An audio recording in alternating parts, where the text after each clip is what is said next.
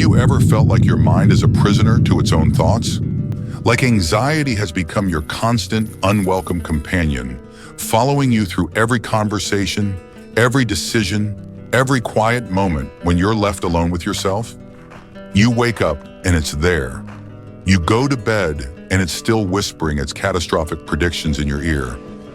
You try to breathe it away, think it away, medicate it away, but it returns stronger and more persistent than before.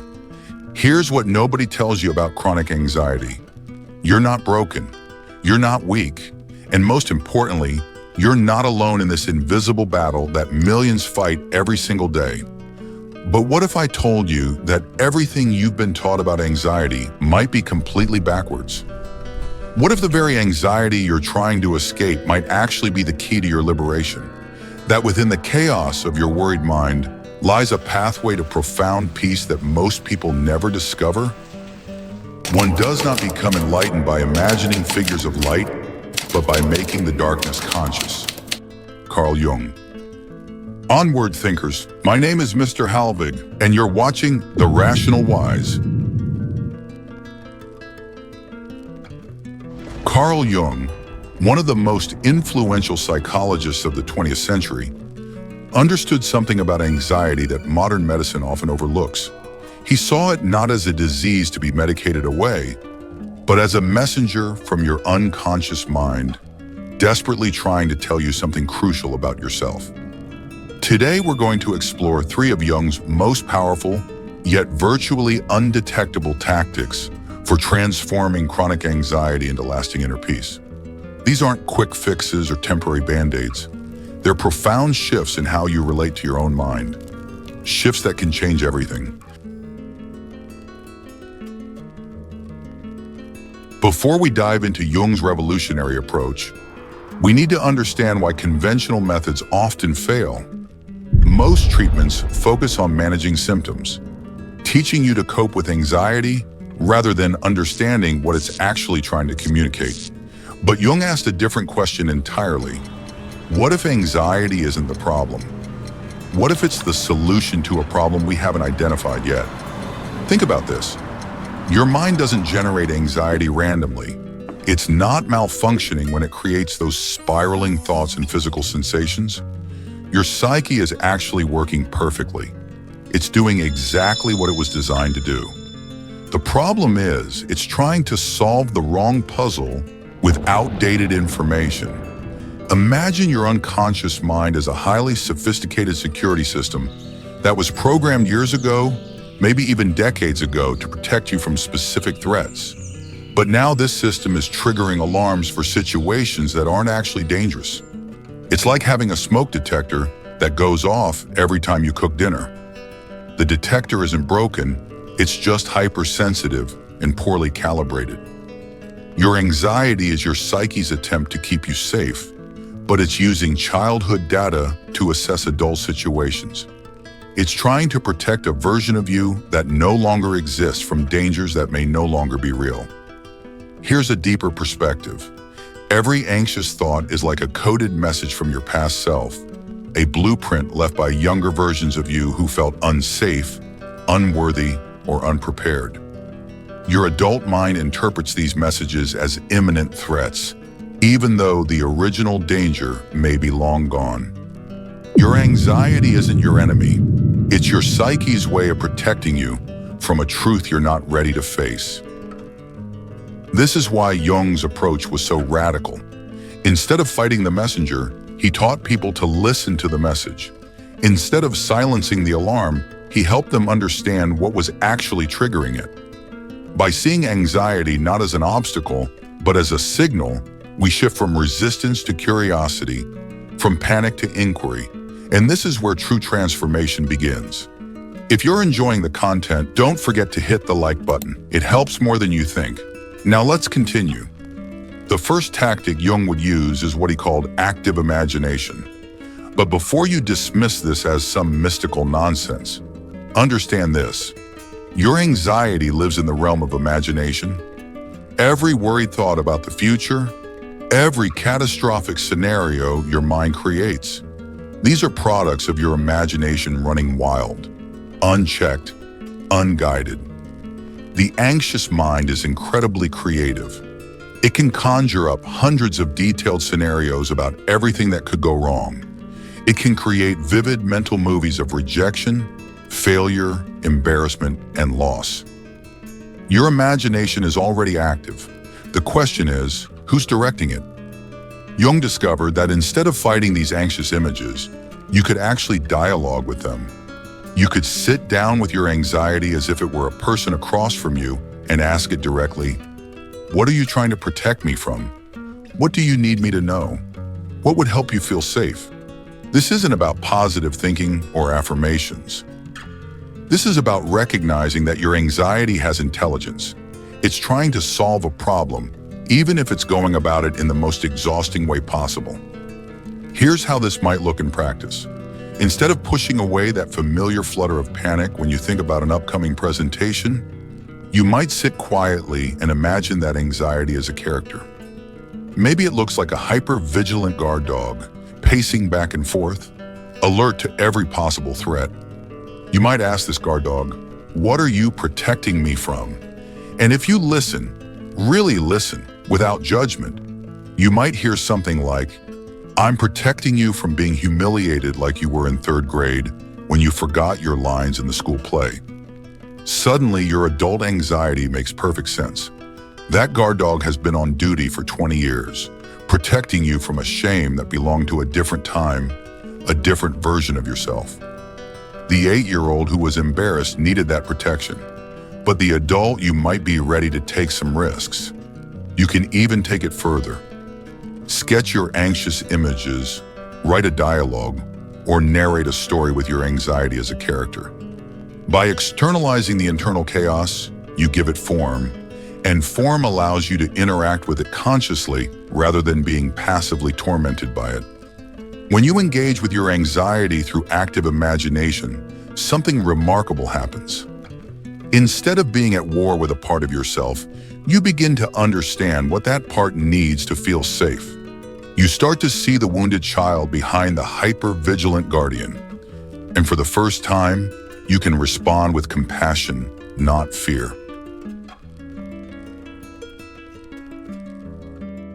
The second Jungian tactic is perhaps even more powerful: shadow integration.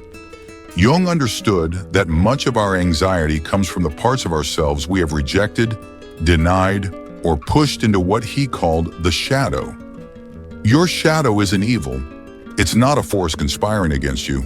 It's simply the collection of traits, emotions, desires, and impulses that you learned were unacceptable.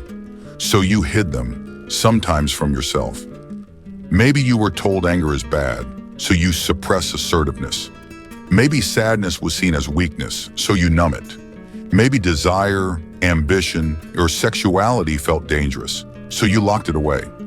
The problem is, what you resist doesn't disappear.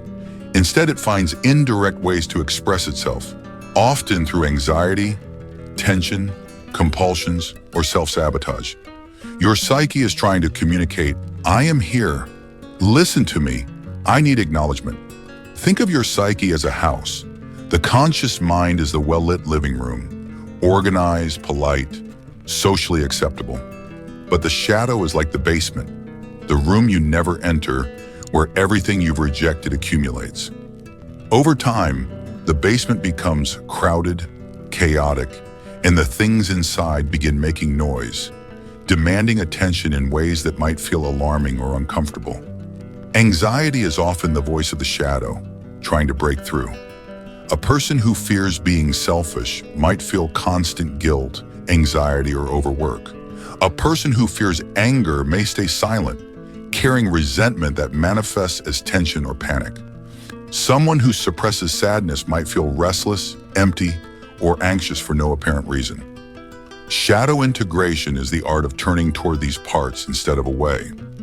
It's learning to see them, understand them, and welcome them into consciousness without judgment. When you integrate your shadow, you transform it from a hidden saboteur into a source of strength. That suppressed anger can become healthy assertiveness. That buried sadness can become depth and empathy. That hidden ambition can fuel purpose and creativity. Here's a practical approach. Next time you notice anxiety, pause and ask, what am I avoiding? What part of me is trying to speak? Imagine your anxiety as a messenger delivering a package from your shadow. Instead of rejecting it, receive it, examine it, and allow the insights to surface. This doesn't happen overnight. Shadow work is often uncomfortable because it forces you to confront what you've spent a lifetime hiding, even from yourself. But the payoff is enormous. Anxiety ceases to be a tyrant and starts to become a wise counselor, guiding you towards self-acceptance and alignment. The cave you fear to enter holds the treasure you seek. When you stop fighting parts of yourself, the energy previously spent on resistance is freed. Your mind begins to operate with greater clarity, your emotions with more fluidity, and your anxiety transforms from a prison guard into a teacher, showing you the path to wholeness. Shadow integration is about embracing the full spectrum of your humanity. Every fear, desire, or impulse you've suppressed has a lesson, a gift, or a truth waiting to be acknowledged. Once you begin this work, anxiety no longer controls you. It communicates with you, pointing the way to your most authentic, integrated self. The third and perhaps most profound tactic Jung would employ is what he called individuation, the lifelong process of becoming who you truly are, beyond the mass, expectations, and conditioning imposed on you. Most chronic anxiety stems from living a life that isn't authentically yours. You're following scripts written by others, family, society, peers, rather than listening to the inner voice that knows what you need to thrive. The gap between this authentic self and the persona you present to the world is where much of your anxiety is born. Jung believed that each person has a true self, a core essence with unique values, desires, and ways of experiencing the world. This true self often whispers quietly beneath the noise of societal expectations. The persona, by contrast, is the mask you wear to fit in, to please, to survive. The persona isn't bad, it's necessary. But when you identify solely with it, you lose touch with your authentic rhythm, and your anxiety rises as a signal that something within you is out of alignment. Individuation is the courage to reconnect with that inner voice, to honor it even when it conflicts with external pressures. It's the art of noticing when your mind says, I must do this, but your soul whispers, I need that. It's about learning to trust the compass of your inner world, rather than blindly following the maps others hand you. This journey often requires confronting uncomfortable truths, realizing that some relationships, habits, or beliefs no longer serve you. It requires what Jung called the courage to disappoint others, because living authentically can challenge the expectations of those who benefit from your people-pleasing. But the reward is profound. Your anxiety, once a relentless alarm, begins to quiet down as your inner life and external life align more closely. Think of individuation as a path from fragmentation to wholeness. Instead of living as a divided self, partly true, partly performative, you begin to inhabit your life fully with awareness, intention, and presence. The anxious energy that once pushed you into loops of worry now becomes a guide pointing toward choices that reflect your deepest truths. The privilege of a lifetime is to become who you truly are. When you begin to integrate active imagination, shadow integration, and individuation, a profound transformation occurs in your relationship with anxiety. You no longer fight it. You learn to read it, understand it, and even collaborate with it. The person who undertakes this inner work doesn't become fearless. Fear still arises, but it no longer dictates decisions. They become authentic, living in alignment with their values and desires. They don't seek certainty or avoid discomfort. Instead, they develop resilience, the capacity to stay present with whatever emerges in life without being hijacked by it. This approach flips conventional anxiety treatment on its head. Rather than coping with symptoms, you resolve their underlying causes. Rather than managing crises, you uncover the messages hidden within them. And rather than silencing parts of yourself, you embrace and integrate them, converting what was once a source of tension into a wellspring of insight, creativity, and energy. Jung taught that psychological health is not the absence of problems. It's the mastery of relationship with them. Anxiety becomes a teacher, a messenger, a guide revealing areas where growth, authenticity, and self-trust are required. Every panic, every racing thought, every tight chest is an invitation to turn inward and ask, what part of me needs acknowledgement? What aspect of my life needs realignment? As you cultivate this curiosity, the energy that fueled spirals of worry transforms into fuel for conscious living. Decisions become more aligned with your true self. Boundaries are set with clarity, not fear. Emotional highs and lows are navigated with presence, not avoidance. This transformation is cumulative. Each insight, each moment of engagement with your anxiety chips away at its tyrannical grip. Over time, anxiety stops being a relentless jailer and becomes a wise counselor, one that alerts you to misalignment, invites self-reflection, and reinforces authenticity. Your task is not to seek for love, but merely to seek and find all the barriers within yourself that you have built against it. In short, this is not about eliminating anxiety. It's about transforming its role in your life. The very energy that once fed fear and limitation now serves self-understanding, growth, and liberation.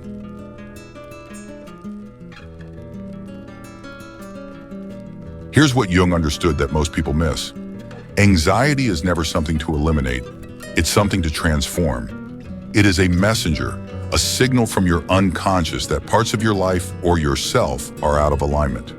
When you integrate active imagination, shadow integration, and individuation, you create what Jung called psychological wholeness, a state where your mind, emotions, and actions are more fully aligned with your true self.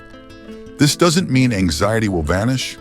Panic may still arise, racing thoughts may still appear, and discomfort will inevitably touch your life. But the difference is profound. Instead of being enslaved by these experiences, you observe, interpret, and engage with them consciously. You learn to differentiate between genuine threats and the alarms triggered by old, outdated patterns. Every anxious thought becomes information, not a command. Every racing heartbeat is a signal, not a verdict. Your nervous system, which once ran on autopilot, starts cooperating with your conscious self. That energy you once fought against now powers insight, action, and presence.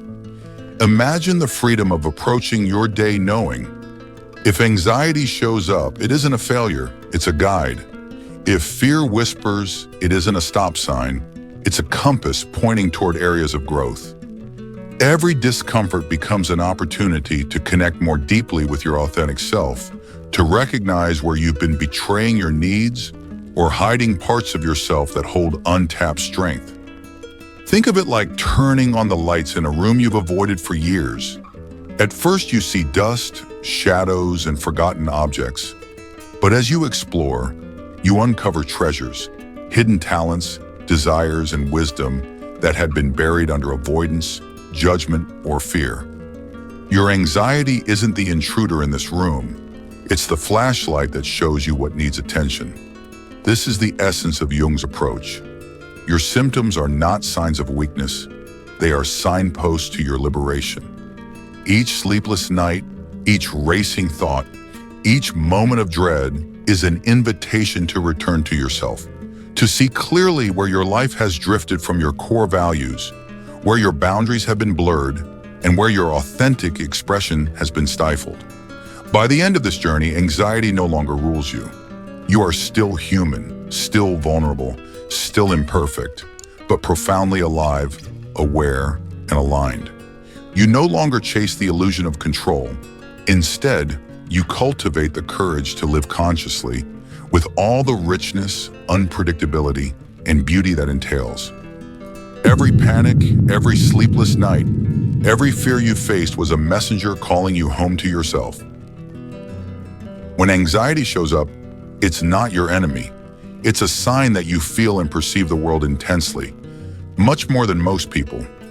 This kind of sensitivity can be exhausting because the world around you doesn't operate on the same frequency. That's why this video from our channel makes so much sense. The danger of seeing what others don't. 7 Rare Minds by Carl Jung. It talks about rare minds.